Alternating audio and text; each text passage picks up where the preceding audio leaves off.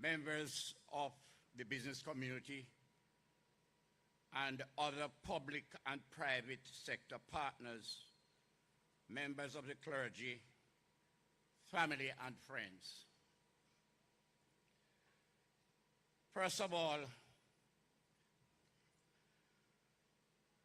I would like to acknowledge my co-founder, love of my life, my wife, Director Marva Christian. Thank you very much. I must get that.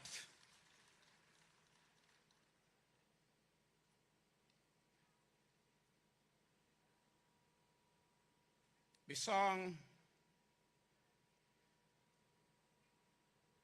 that has been played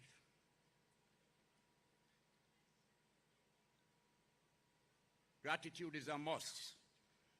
It says, "Me thank God for the journey. The earnings are just feedy plus. Gratitude is a must."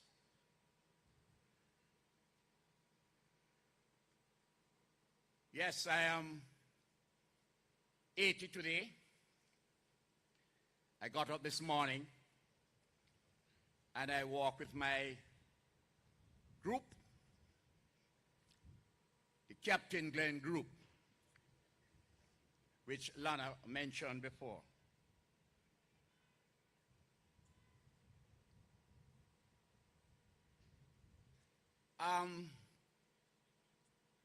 My good friend, former Prime Minister Bruce Golding, celebrated his 75 recently.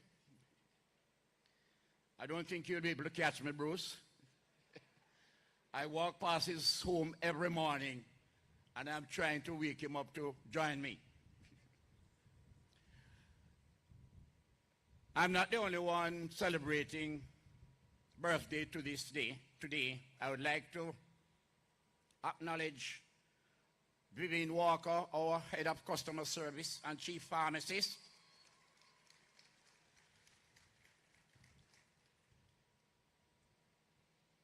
And also another friend of mine from the United States and who is a member of our STEM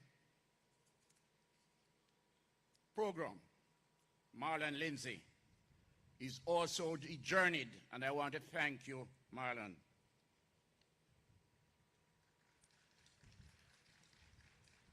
So for the benefit of the non-Jamaican visitors, the song that was just played, "Me thank God for the journey. The earnings are just the plus." It translates, I thank God for the journey. The earnings are just a plus. And I have to be grateful. Friends, today is truly a day to give thanks for the journey. Speaking of journeys, I'm not sure how many people know this, but my first business was actually here in St. Catherine. Marva and I started a business in 1979, and in Portmore, which was a Portmore pharmacy. And when we started Cari-Med in 1986, we sold it and Marva joined me.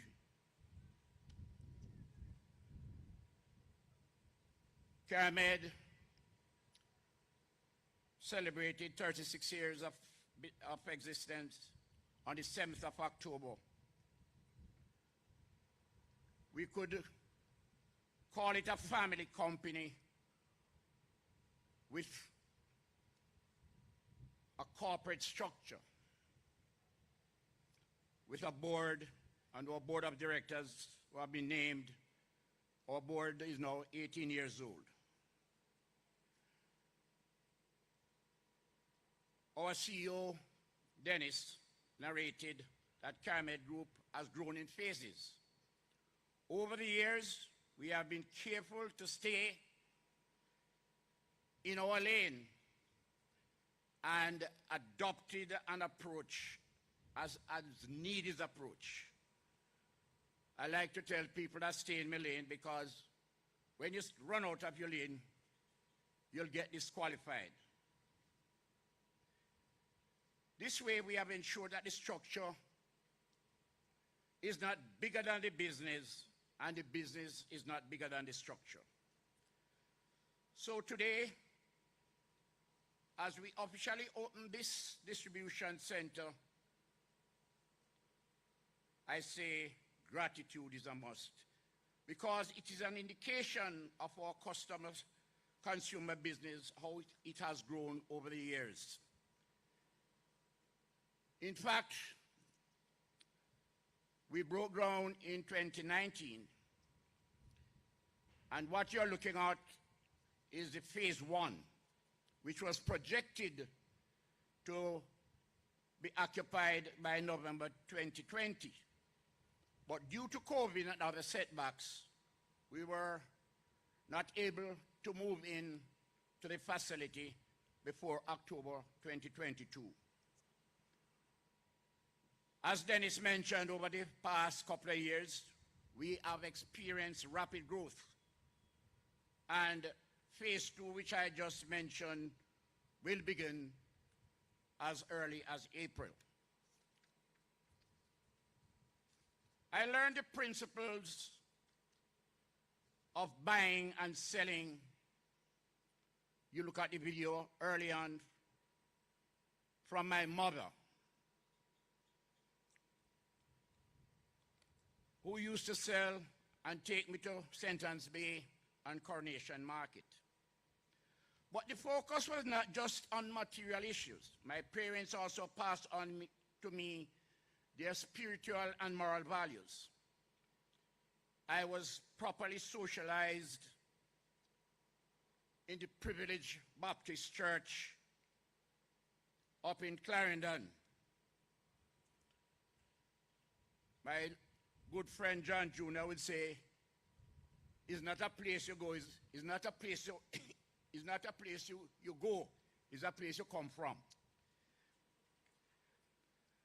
I learned to acknowledge at an early age that God is the source of all blessings, and to understand that we are only stewards here on earth. I consider it a blessing that I've been able to use those principles to build this business that provides, as you would have heard, over 1,000 jobs, 800 employees, and a number of contractors. Other church leaders who have supported my spiritual development have been recognized. Reverend Dr. Bertrand Taylor, who has been my spiritual pastor and counselor over the years, and Dr. Reverend Layla, my current pastor at Bethel. Other church leaders who have supported my spiritual development include the Reverend Dr. Devon Dick of the Boulevard Baptist Church, the Reverend Carl Johnson of the Filippo Baptist Church, Father Kingsley Asphalt of the Holy Cross Church, and Reverend Astor Carlyle of the Webster United Church. I recognize and thank my family for their unwavering support. My wife and our 11 grandchildren, 1 great-grandchildren, my daughters Alfie and Cabell, and our sons Kirk and Greg. And of course, I must tell you that I am from a large family. There are 14 of us. Unfortunately, 4 has passed on. But today, I have 9 of my siblings and their children here today. Over 50 of them. Lana has already acknowledged them. My eldest brother, Frank, is 88 years old and is sitting in the audience.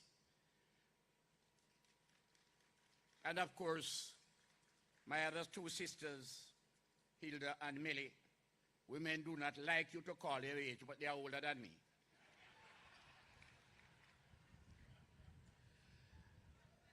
I thank my extended family, the board of directors, the management team, and the employees of Cari-Med Group. As you heard, our CEO, Dennis Grant, my nephew, in whom I'm well pleased, has said that we have some of the best people anywhere in Jamaica and the Caribbean. We feel very grateful to lead such an exceptional team. All of our accomplishments are due to the hard work and dedication of you who are sitting in the audience today. And let me tell you, let us give ourselves a big round of applause, please.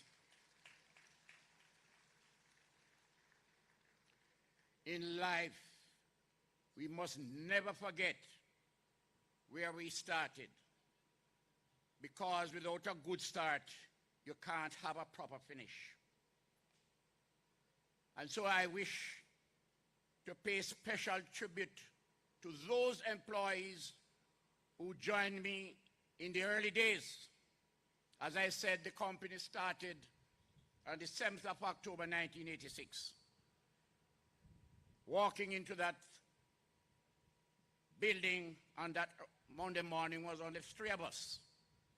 Marcia Davis and my office helper, Miss Pearl Thomas. In 1987, our first pharmacist, Vivian Walker, who's also again celebrating her birthday today and head of our customer service, joined in 1987. And early on in the scene was Dennis Grant, Murtis Booth, and the Burks, Norma and Derek. And how could I forget our bankers? I don't know if he's here today, but I have an ad for them. When others said no at the time, my friend Lloyd Ramdeen from CIBC, First Caribbean now, said yes and took a chance with me. As well as my good friend, Mr. Lloyd Distance. I cannot forget Carl Wright, who jetted in from Canada last night. I would consider him my first accountant because he did the projections and they were correct. In the pharmaceutical industry, you would have heard that again, and I'd like to acknowledge the Apotex representatives. We started with that one pharmaceutical company, Apotex. And later on, I can never forget the medical representatives who were recognized as the ambassadors for their country, for their company, took a chance with me. And some of them are here today. How can I forget Ron Evans? The company was then called Sibagaigi. Robert O'Sullivan was then the country manager. Hilary Gordon. How can I forget? How can I forget Val Morris, the country manager for Janssen, Janice Duane, and Lynette Slater, Rosie in Greenwood, and my late friend who have passed away, may his soul rest in peace, Bobby Watkins. At this time, I would like to thank the government of Jamaica for its support by the way of the tax incentive under the Urban Renewal Program. Thanks to the team at UDC for processing the application and making the recommendation to the tax authorities. I think the act was put in place in 2008 under the former Prime Minister Bruce Golding and Finance Minister Audley Shaw. I want to recognize you, sir, just so you walk in. But the act expired in 2018. My application had gone in before, and I must thank Minister of Finance, the Honorable Nigel Clark, who fought strongly to ensure that we got this tax benefit. It is actually 30% of the building cost, which is significant. I want to thank you. I want to thank the government. Last, but definitely not least, I want to thank the people of Jamaica. With your support, we have been able to grow a strong and profitable business.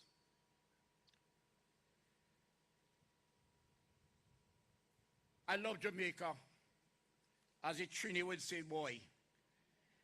I love Jamaica. I love Jamaica to the bones, as a Trini would say. And you know, in 1970, during that political and economic turmoil, I was about to migrate like the rest of my siblings. My brother invited me to Texas. He's an engineer. And he brought me to Texas to look around.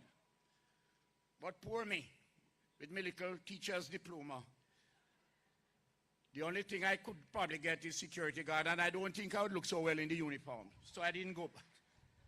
My mother appealed to me, and thank God I did not go.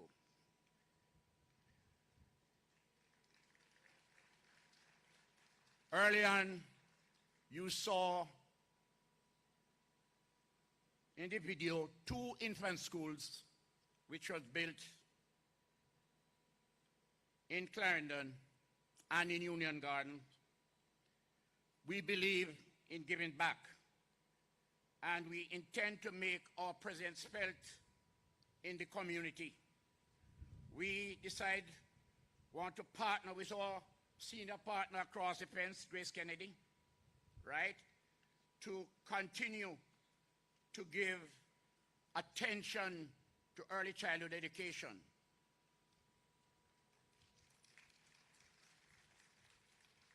As a teacher and a graduate of the MICO, I know the value of early childhood education. I've always said we cannot build a house from the roof, so it is important for us to spend more money on early childhood education. Going forward,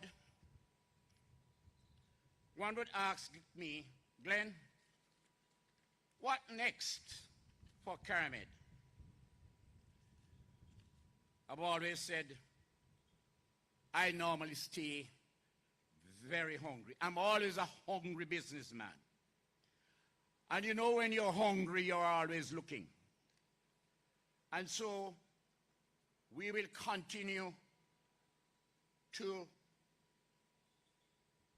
partner with our suppliers to build their business. We will continue to stay in our lane. We acquired Federated Pharmaceutical in 2014, and it has been doing extremely well, and we want to continue to develop a larger portfolio of OTC products. We want to drive export for our products in the diaspora and in the Caribbean. We want to continue to train and develop our best assets, which are not on our balance sheets, which are you guys sitting around the back, our employees. Give yourselves a round of applause.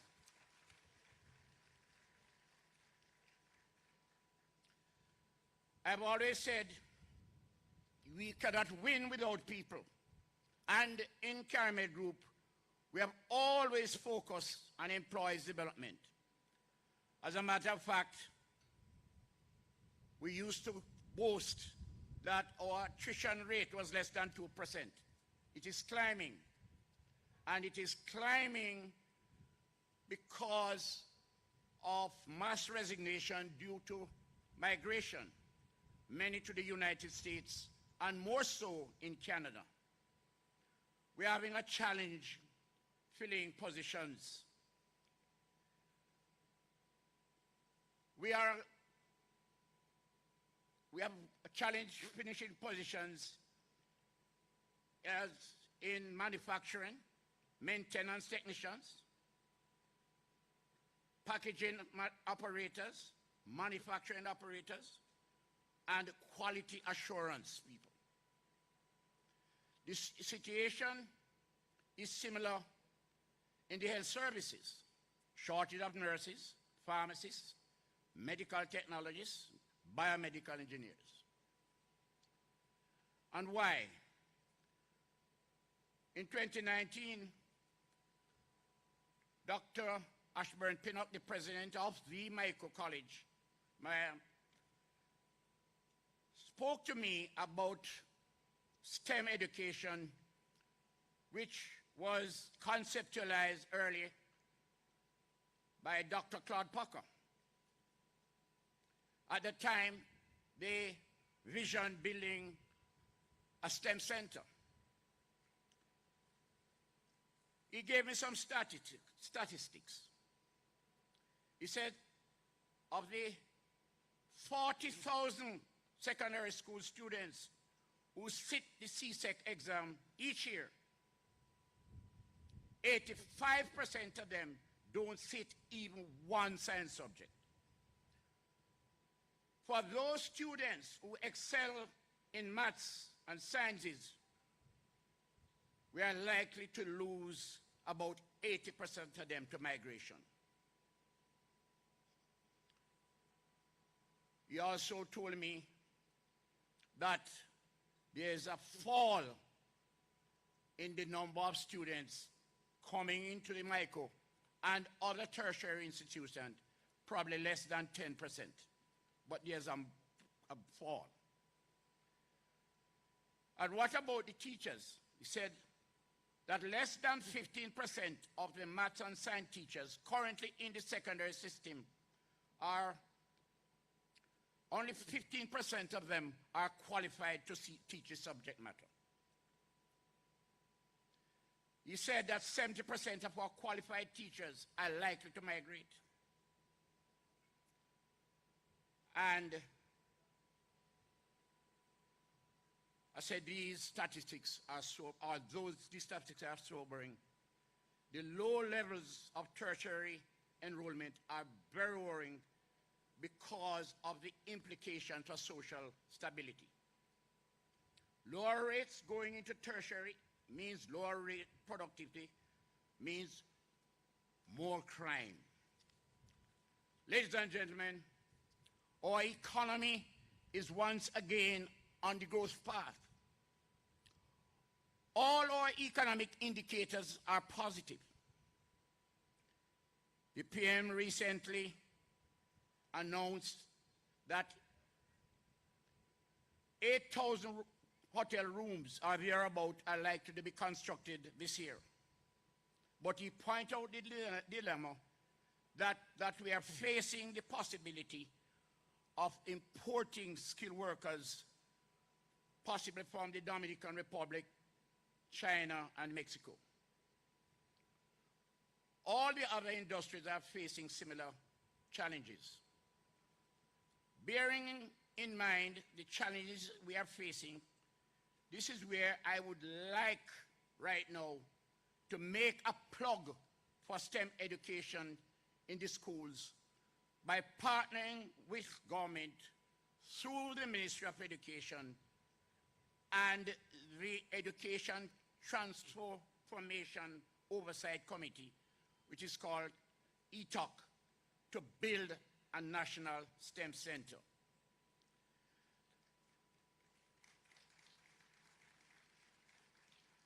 This proposed national STEM center will coordinate with Teachers College across the island to train teachers to deliver a STEM-based curriculum. It will also train specialist teachers for STEM academies, which are being established by the government. The focus is on teachers because they have a multiplier effect. By providing training and incentives for STEM teachers, we will begin to improve our children's performance in the science and the maths. However, STEM is more than just improving exam performance. It promotes hands-on learning for children of all ages, and gives them the opportunity to apply what they are learning to real-life situations, so they are equipped with skills to solve problems and to innovate. The Prime Minister announced that the government's intention is to build 7 STEM schools.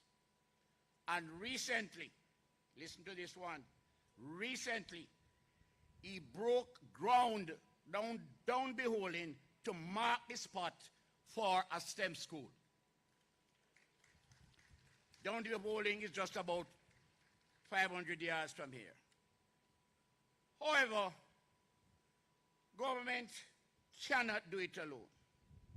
As business persons, it is in our own self-interest to support these efforts. Not as a charity, but as an investment. As someone say, or the saying knows that goes around, if you do well, you should do good. The private sector is the engine of growth. And if we don't have the skilled, qualified people who are analytical, innovative, and creative, we will not increase productivity and make meaningful profits. Butch Hendrickson from the National Bakery, who partnered with me and other companies to build Union Garden, he and I decided that we have to do something about this. And so in 2019, we launched the STEM for Growth Breakfast at the Pegasus Hotel. We had in attendance over 100 business leaders and people from the academic community. And we formed the STEM for Growth Task Force. Ladies and gentlemen, we have put together a very impressive members of this task force. And if you are here, I'm going to ask you, I'm going to call the names and then you just stand. Among the task force, we have Howard Mitchell, Butch Hendricks, Mina Israel, Douglas Oreen, Dr. Casson Troop from the Ministry of Education, Dr. Ashburn Pinnock of the MICO, Dr. Albert Benjamin, Professor Michael Taylor, Dr. Andrew Coy from the university, Public Creation Executive Mrs. Belinda Williams, More recently, we welcomed Mr. Damien Campbell, Country Director of the British Council, as part of the team. Our US-based members are Ms. Karen Chung, Executive of the American Friends of Jamaica, and Marlon Lindsay, CEO of 21st Century Ed, who is now actively working with the Ministry of Education. Marlon Company works with the school districts across the United States to deliver STEM program. I would like the task force members who have just named, if you don't know them, could you just put up your hands or just stand? Clap them, because they're prepared to work with me to build a national STEM center, which will be the first and only one in the Caribbean when it materializes, and it will materialize. The task force has been working. We sent representatives to India to understand how STEM works. And they visited the Homi Bhabha Center of Science and Education. They also went up to York University to get an understanding. So we have, since then, we have then formed the STEM Foundation. And we have been looking for land. We wanted to establish at the MICO, but after the team came back from India, they realized that we need probably about 10 acres of land. We were really trying hard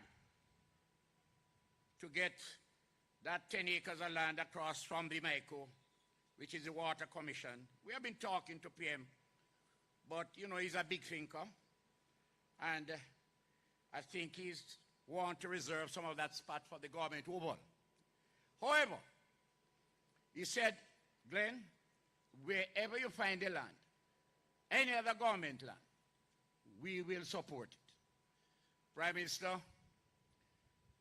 Mark Barnett told me that we can get some land not far from UTEC up Hope Road, and we are looking forward to break ground as soon as we can put it together.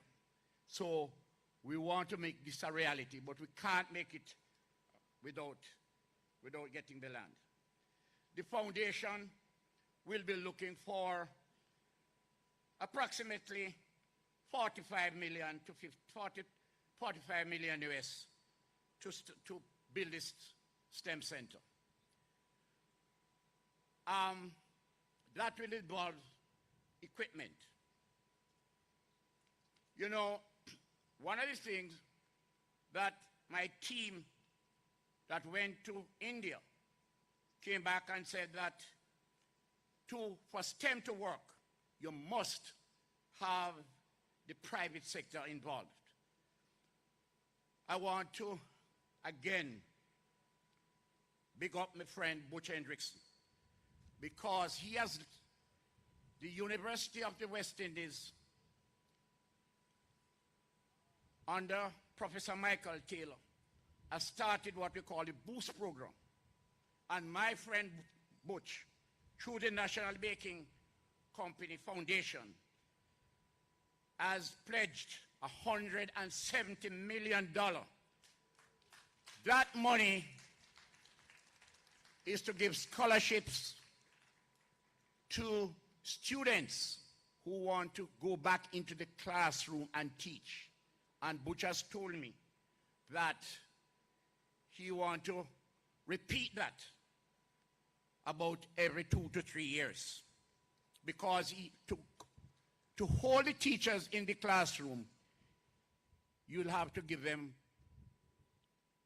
top up their salary as we go along.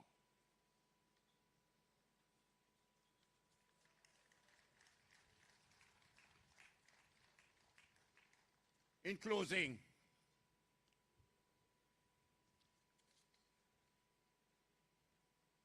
the Bible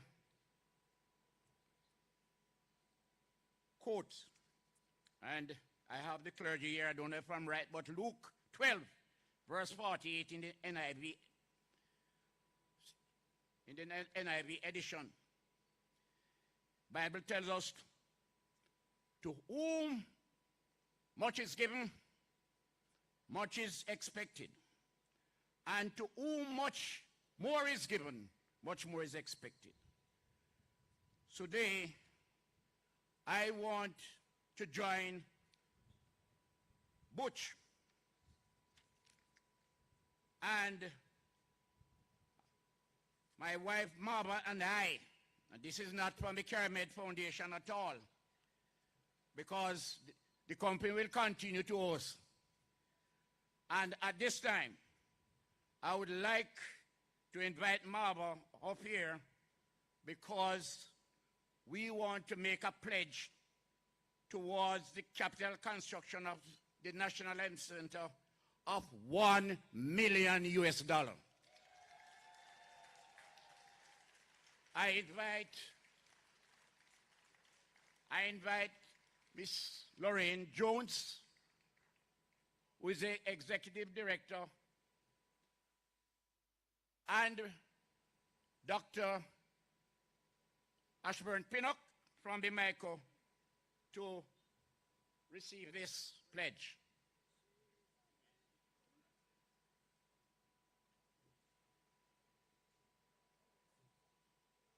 You have the envelope? All right, we do that.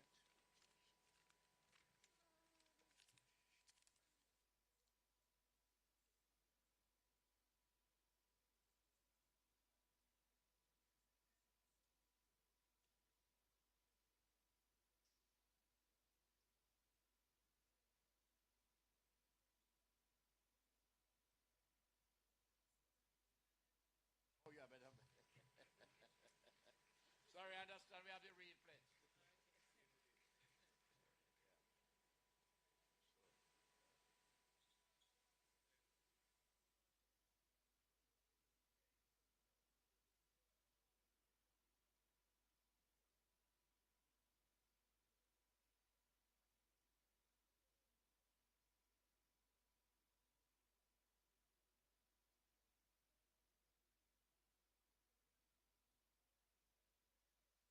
Thank you very much. Thank you, thank you. See you on the floor later. Oh, yeah, we know you are ready to be on the floor, and thank you for that pledge. Congratulations. Thank you, team. Mr. Christian, please stay. We have a special presentation to you, courtesy of the Colgate Palmolive team and company. Miguel Falcon will make that special presentation. And you can stay with us, Mrs. Christian, because beside every great man is a what? Oh, yeah. Mr. Miguel Falcon is customer development team leader for the Caribbean. And he's going to say a few words before he makes his special presentation. Most Honorable Andrew Holness, Prime Minister, Mr. and Mrs. Christian, our customers, other distinguished guests, management and staff of the Cari-Med Group, ladies and gentlemen. It's an honor. Good afternoon. It's an honor to be here today for me, on behalf of Colgate Palmolive, to present this plaque celebrating the opening of the Cari-Med Group Distribution Center. The plaque says, Colgate Palmolive, Greater Caribbean Region, congratulates Cari-Med Group Limited for achieving a new milestone of the Group Distribution Center. Let's continue growing together.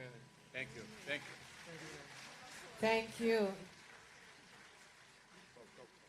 A quick picture for the headlines, please. We have to change the narrative on the front page. It's a success story. Gratitude is a must. Thank you so much, Miguel. And thank you, Mr. and Mrs. Christian.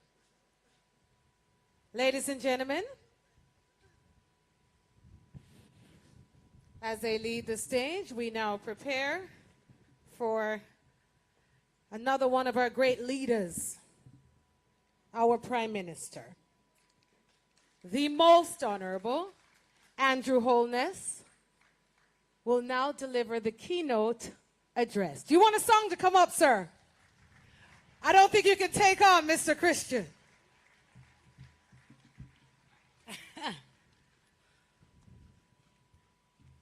Welcome, Prime Minister. Thank you very much for your masterful mastery of the ceremony so far. I'm placed in the difficult position of delivering a keynote address after such a very passionate speech being delivered by the Cari-Med founder and chairman, Glenn Christian.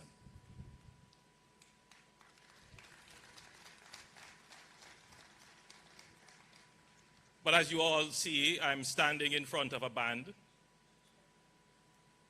just before the party, and therefore, unless I am going to sing, I will soon outstay my welcome.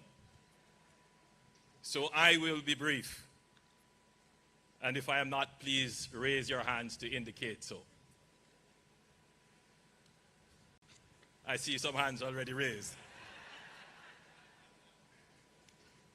Distinguished friends, I am indeed very pleased to be here this afternoon to participate in the official opening of the new state-of-the-art warehouse distribution center for the Cari-Med group of companies.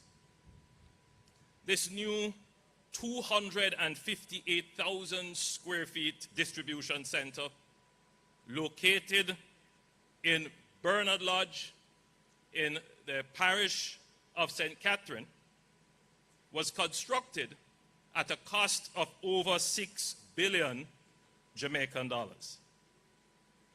The center will house the warehouse and administrative offices for the group's consumer goods division. And it is a strategic move, as it will certainly help to reduce overhead costs and consolidate business operations in one location. The government is happy to see this happening here because, in effect, with the other entities that have relocated to this area, we are now creating an industrial cluster in the parish.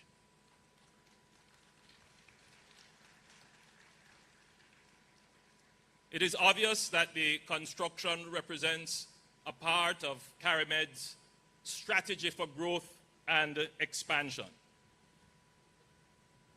It also indicates clearly the confidence that the principals of the company has in the direction of the economy and the government. We welcome their confidence and continued investment. And what does this mean, this confidence? It means that their perspective of the future is optimistic. It means that Glenn will take a little bit more risk in expanding his operation. And he whispered to me while we were sitting here that this is only phase one, that there is another huge investment to come in a few months' time. I was a bit disappointed that you didn't mention it here when you were speaking, but I realized that you left it for me to announce it on your behalf. So there will be more groundbreaking and more ribbon cutting to come for Cari-Med in the near future. And I was expecting a rousing applause for that.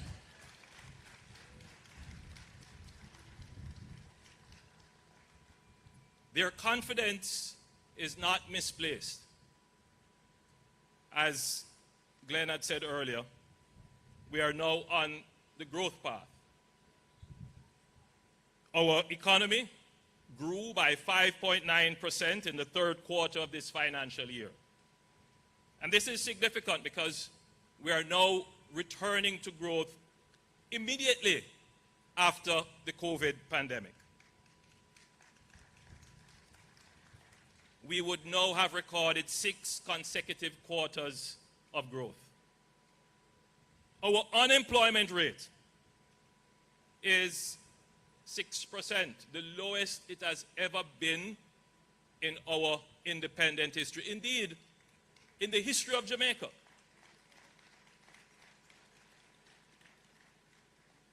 Glenn has pointed out that we have other problems now as a result of this near full unemployment rate. But we will solve those problems.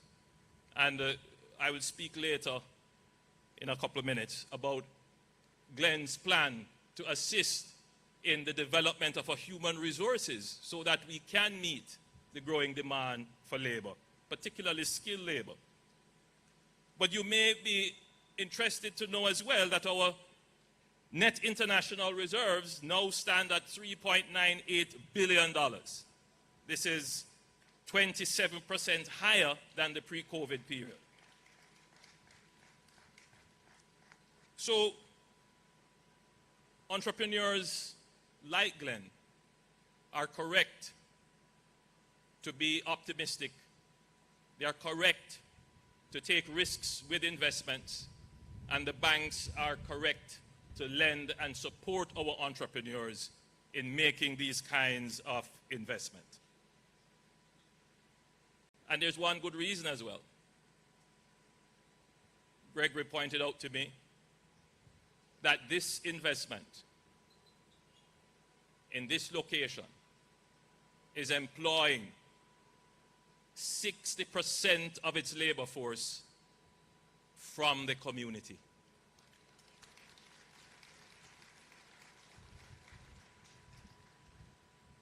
So the people in the immediate environment are benefiting from this investment.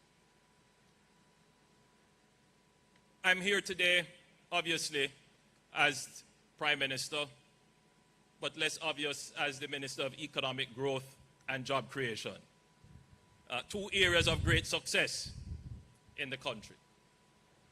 But I'm also here as a very proud Jamaican, joining with you all in celebrating a great Jamaican, Glenn Christian and Marva.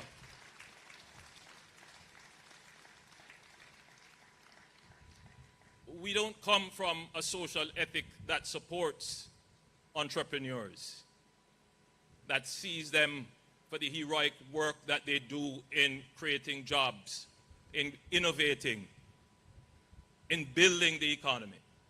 But we need to change that social ethic to recognize the value of the investor, the value of the businessman, the value of the capitalist, that he's not a bad person.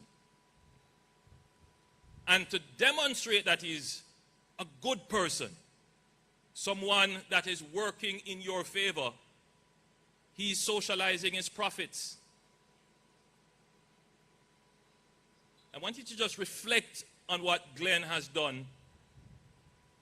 He has taken up $1 million, and he made sure to point out that this is not from his foundation. This is from Glenn and Marva. To invest in something that the government is trying to do, struggling to do, trying to find the taxes to do. But because he has been successful in his investments,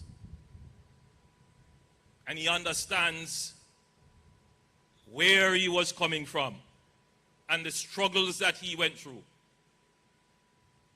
and that it doesn't make sense, he dies with his wealth, he can't take it with him.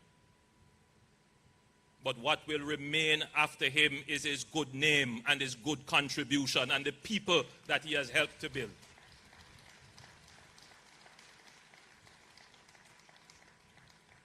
So I'm looking forward to the construction of the STEM Center to support the 6 STEM schools and the 1 STEAM school, meaning a school which includes arts as well, that we will build. And together with other philanthropic-minded, socially conscious-minded entrepreneurs and business people, and other well-thinking Jamaicans, we will build Jamaica for the good and benefit of all.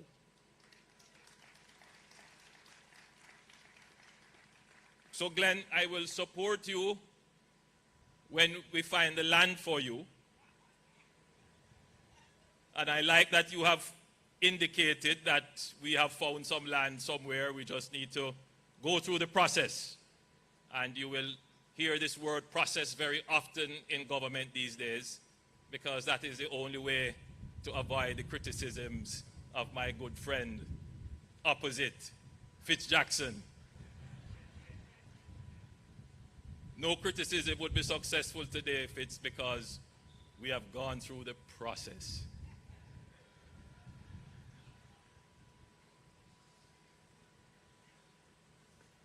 Now, Glenn, we are truly thankful. And on behalf of the government of Jamaica, on behalf of the people of Jamaica, we say thank you.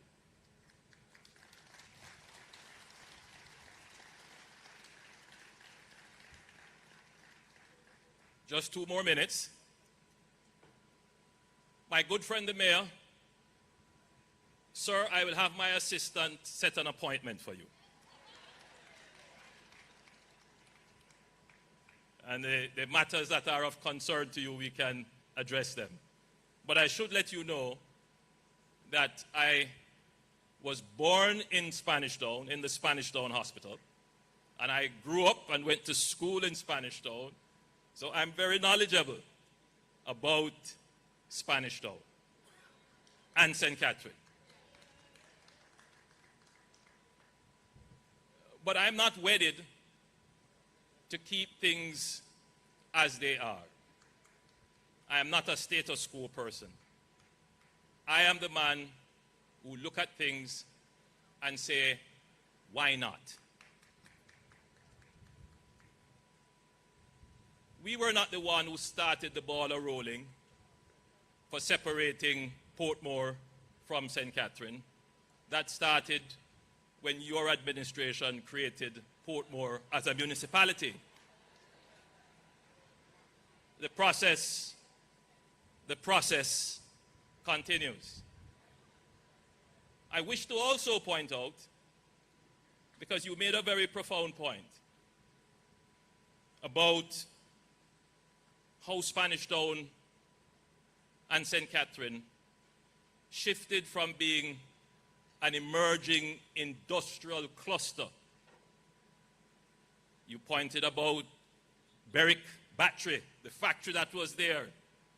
You pointed out Aragonabo, that massive textile factory which was 300,000 square feet larger than what Glenn has built here. Shut down in 1972, the government bought it, and it languished until 2010, I believe it was, when Prime Minister Golding's administration sold it to a private company, I believe.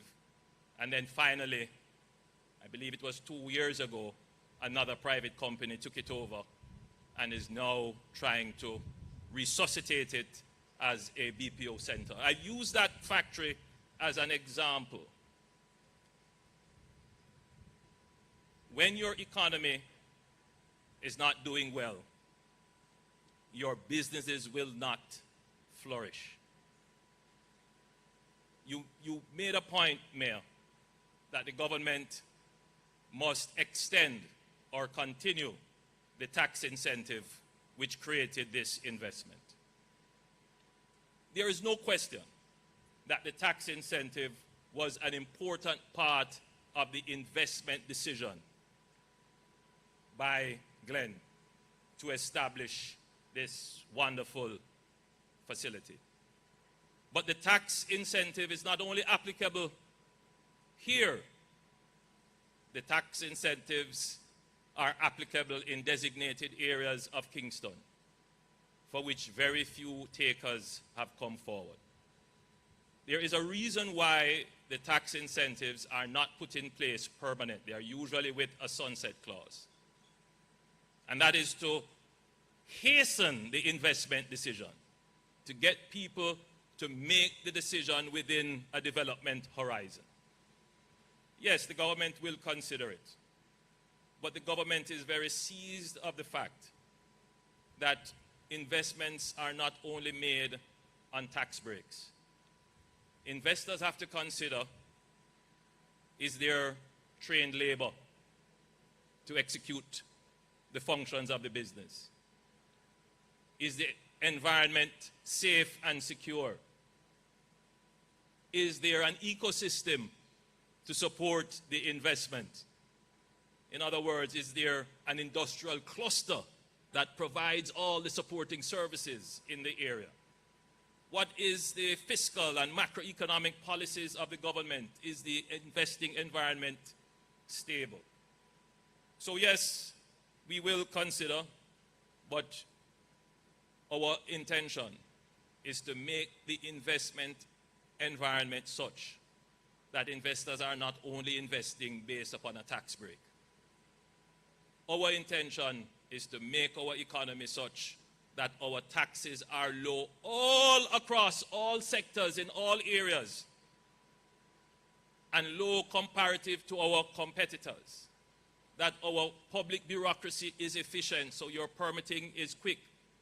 Because if Glenn were to tell you the story behind this, he would also point out that he was dissatisfied with the pace at which this investment came to fruition. So, my friend, Mr. Mayor, taxes are only one part of it. A big part, yes. But if we are going to grow and develop in a rapid way, we must ensure that all the variables that impact investment are such that people will want to relocate to Jamaica because it is easy to do business. And that is the intention of the government. I close by saying that it took 50 years for the Eric Bonabo factory to be repurposed. I was born in 1972, as you all know, when the factories closed down. And it took 50 years. The next generation of business people, of investors, should never allow our economy to reach to the point where it takes that long. We must never allow our economy to slip into the depths of no growth, of poor fiscal policy, of high debt. We must commit to ensuring that we have good public policy, good economic policy. Because the truth is that businesses will fail. There will be innovations which make businesses obsolete. Factories will close down. The rice factory in Spanish Town shut down. So did the Berwick factory. So did Argo Bonabo. But in an economy that is growing and thriving, the failure of a business is opportunity for an investor. So if businesses fail, people immediately see opportunity. But that only works when your economy is growing. When you can say you have 6 consecutive quarters of growth, that you have low unemployment, that you have a high NIR. And that is what we must keep. So I'm also here today as the chief cheerleader for economic growth and development. I'm here as the chief cheerleader for the development of our business and industry. I'm here as our chief cheerleader for our entrepreneurs. People like Glenn Christian, who take the risk, who have the idea, and who are bold enough to innovate, but yet are conscious enough to know that they can't grow and Jamaica remains sluggish. Glenn, keep on doing what you're doing. You didn't look like 80 when you were doing the dance moves here. And I said to Greg, your son, that, boy, you have a tough act to follow. But I know that this company, this family company, will keep on investing in our great, great country to make it even better. God bless you, and thank you.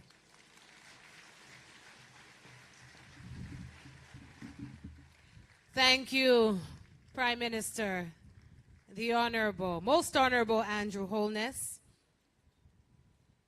from St. Catherine. Ladies and gentlemen, talking about a tough act to follow. Where's DJ Chris? Let's see what Greg can do. The chip no fall far from the block. So, DJ Chris. Ladies and gentlemen, I now invite Mr. Greg Christian, Director of Business Development, the son of Glenn Christian, and he is the Director of Business Development, Cari-Med Group Limited. You're lucky the DJ never reach, you know. You're lucky the DJ never reach to deliver the vote of thanks.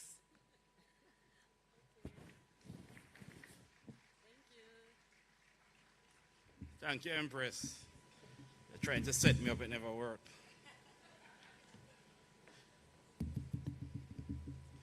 Most Honorable Andrew Holness, Prime Minister, all our distinguished guests, members of the Cari-Med family, ladies and gentlemen, and there are a lot of ladies and gentlemen, good afternoon. No duty is more urgent than that of returning thanks. I'm extremely delighted to be standing here giving the vote of thanks for the official opening ceremony of the new Cari-Med Distribution Center.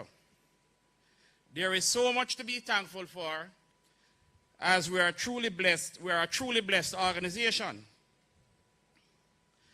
On behalf of the Cari-Med Group, I would like to express our thanks to the Prime Minister for taking time out of his busy schedule to be our guest speaker today. Prime Minister, just 3 years ago, you had delivered the keynote address at our groundbreaking ceremony, and we are happy that you're able to join us today. As we like to say, built by labor. I must also express our deep sense of appreciation to the civic and business leaders of the St. Catherine community for welcoming us. To the Honorable Iselin Golding, Custos of the Parish of St. Andrew, His Worship, the Mayor of Spanish Town, Councillor Norman Scott, and Member of Parliament, Mr. Fitz Jackson. We look forward to becoming full-fledged citizens of Bernal Lodge and its environs. As our chairman noted, we promise to make our presence felt in a positive way, as this is the Cari-Med way. We would like to thank our valuable customers and our business partners who are here today to share in this milestone event. It is your unwavering support that has fueled our company's growth over the years, and we are excited to continue working together to serve you even better in the future. Special thanks to the Grace and staff Quarry Hill Homework Center for their performance. I'm sure you will all agree that they represent the best of Jamaica's future, and our job is to nurture them. I would like to also express our thanks to Reverend Dr. Burchell Taylor, who is here, Reverend Dr. Glenroy Layla of the Bethel Baptist Church, and Reverend Carl Johnson of the Filippo Baptist, who will be officiating the blessing of the building. Reverend Taylor has been a constant presence at similar functions over the years, and I also was born in 1972. It's a lot of years, Reverend Taylor, you have been around. But that just shows that our business is growing from strength to strength, and we'd like to thank you. Reverend Johnson, who has also been with us on the occasion. So today, we are inaugurating Reverend Taylor. Sir, welcome to the family. We look forward to sharing many more of these moments with you. The speakers before me have spent time giving thanks for the journey. So you might be wondering what is left for the vote of thanks. The reality is that this event is really a production made possible through the coordination of a multifaceted team of employees of the Cari-Med Group. All of this was done by the management and the employee staff of Cari-Med Group. The only thing that was outsourced for this event really was the infrastructure. the stage, the lighting, and so on. It was tireless and a lot of work, but they pulled it off. Thank you for that round of applause. I almost thought I was talking to myself up here. All principals, kindly note a disclaimer. If there was a dip in sales in January, it's because we were focused on this. Let me just get it clear. But you shouldn't have a problem. Things looking bright.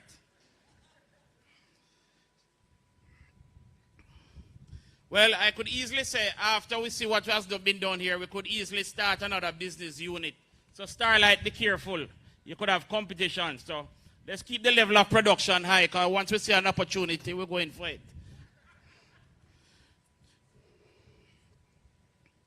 I would like to quickly recognize the service providers, Starlight Productions, MC Decor, Barcode, that executed seamlessly and professionally. Special thanks to the St. Catherine North Police, headed by SSP Derek Champagne, and SSSP Linroy Edwards, also known as Dancing Eddie, and also the Guardsman Group. They worked tireless to ensure that everything came off perfectly. Communication with the team, and as you can see today, it went perfect. I also want to thank the overall IT team for all the infrastructure you put in for the event. The drone that's going around providing security, taking pictures. Thank you so much, IT. You're truly appreciated. Last but not least, special thanks to the Cari-Med Group canteen staff, which played an important role in the food that will be served.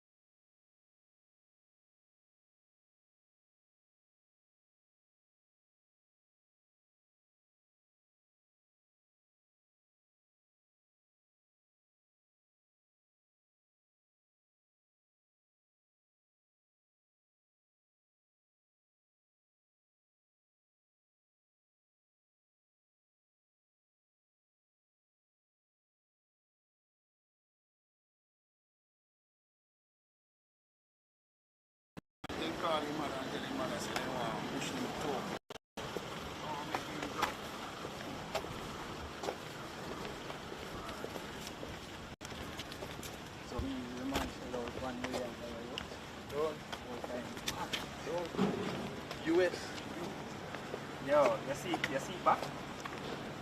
Okay. Okay, cool. So you stop it and I go start it again? No, man. Yeah, you pause. Pause it. Yeah. We have to pause. Pause or stop? It stop. And it wait in the up. Okay, if I'm stop stream it. No, man, the wait in the still up. Alright, alright.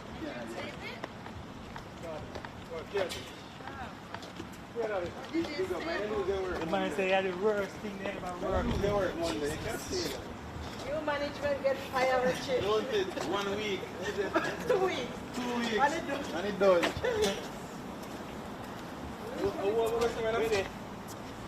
Wait.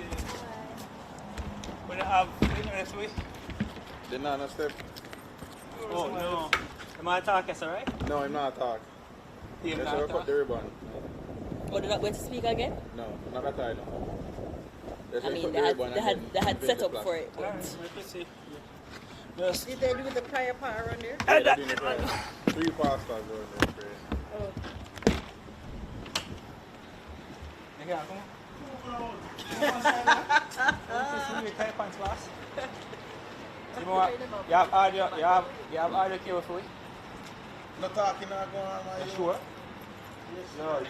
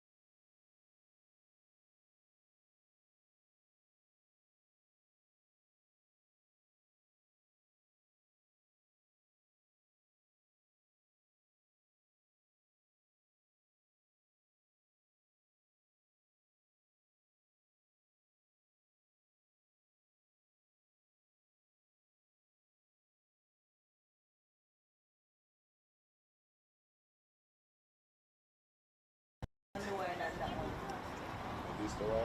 Alright, see? You see it now?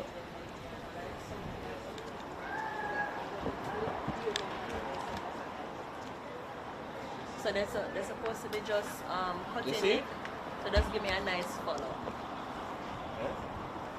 Eh? They're supposed to be just cutting, so just give me a nice follow. You don't see free, I don't know you don't see if free. first or unveiling, but it's one. So- Let me see. Go back to So clear. You see it? Yeah, So yeah. they might unveil and then cut her then unveil. Eh? cut and then So you're going to jump off. Yeah. Yeah, man, when you forward, me tell you. Not the same amount, not the same people and cut the ribbon and do the unveil. unveiling. 4 people are Yeah, going to unveil. man, get involved in the toilet. Yeah, payment involved. So 4 people are going to unveil. Well, this is gonna be and then the- one people are going to cut. The wire sound you have here. Alright, cool. They're singing. So, what? No live yet, because they're not come. You know, see, I'm in a tripod to make it stay. I'm sure that.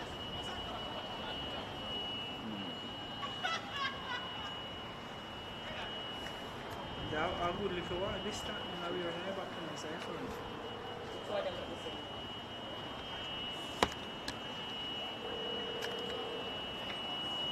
How much people are in? 23? How much you did it before? Bring one of the headsets around there really quickly. Night. On your page.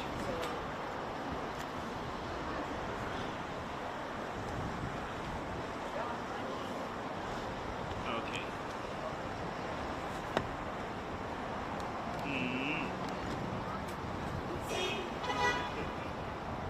So you know have a title. You have a title. For this, what you say, the picture you put up.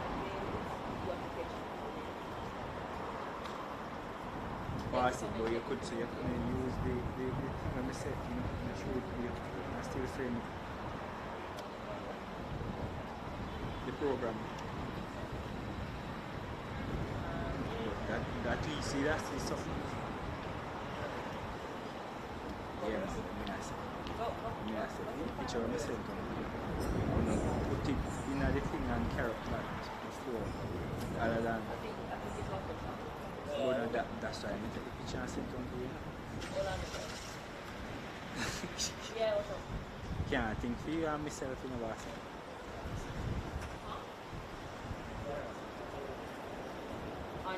Yeah, no, but really, when time I take a picture and send it on to you, the program, and the things like that. That's one turn on the brightness of the pictures. Okay, yeah. Yeah, man, me know. Okay, sorry. Because I thought that we had discussed that before. So we take the front, that's what we do. We just use that, the standby. So you can have the standby running and MC, where we really are actually a standby for. Nick, yeah. Turn. Alright, so no worries, then we'll do it again. Can you see it now? Just the standby you have, so you don't have the picture showing, so I still carry me to do. That one is you. I'll do it as state. So. Go back down now. Yeah. Yeah, man, yeah. Better? You can do it. Yeah, that look better? From your angle? Alright, we're still Your there. amount?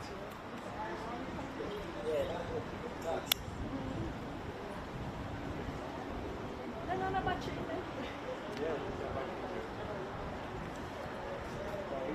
Hello. I can mute now, or you do? Where's that ear on, Mr. Director? Director, what's the going on?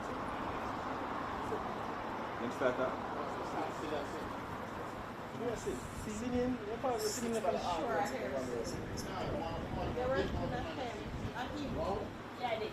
But I'm teaching about something. Yeah, you can't. You know, the feed around it. Up here, something. Around it. So, you know, so you have to sit. Eh? Feed? Or you can sit by feet? And I can hear it. I can see it. So that me I said? That not if you Oh, can see them. oh, yeah, yeah.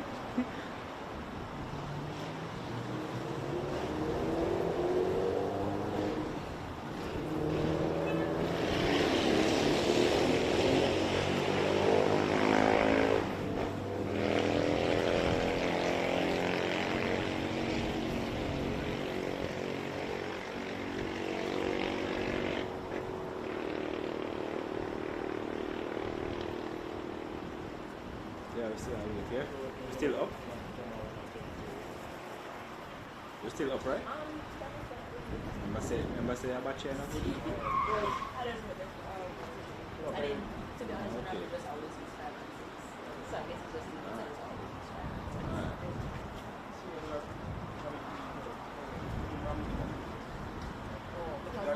Alright, so when this goes down and them are going, you can put you just take yours.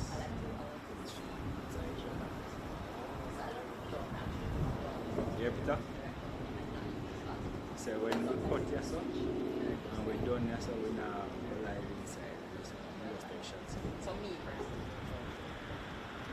In your son, then have a tour in your son. You just take. Yeah, me I go on the tour. No, man, you're not going on the tour. We just want to see. So once this cut and them all go inside, we just go.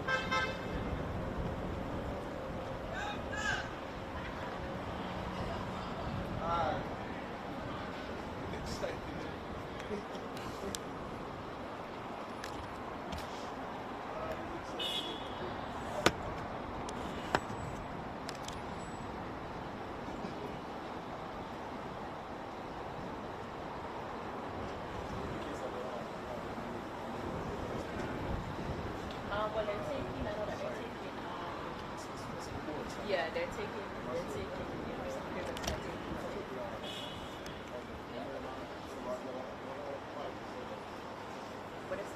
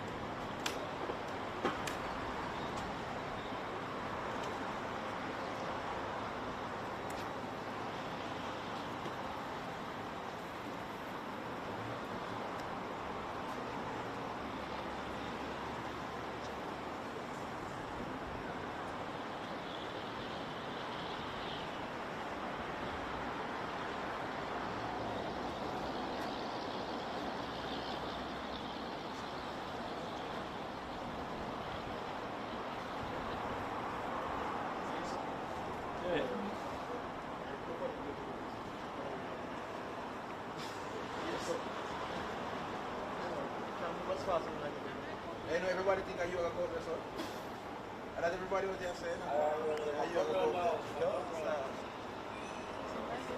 okay, I'm ready for one. You know, so fast again. You put on the cap, I don't want to climb up.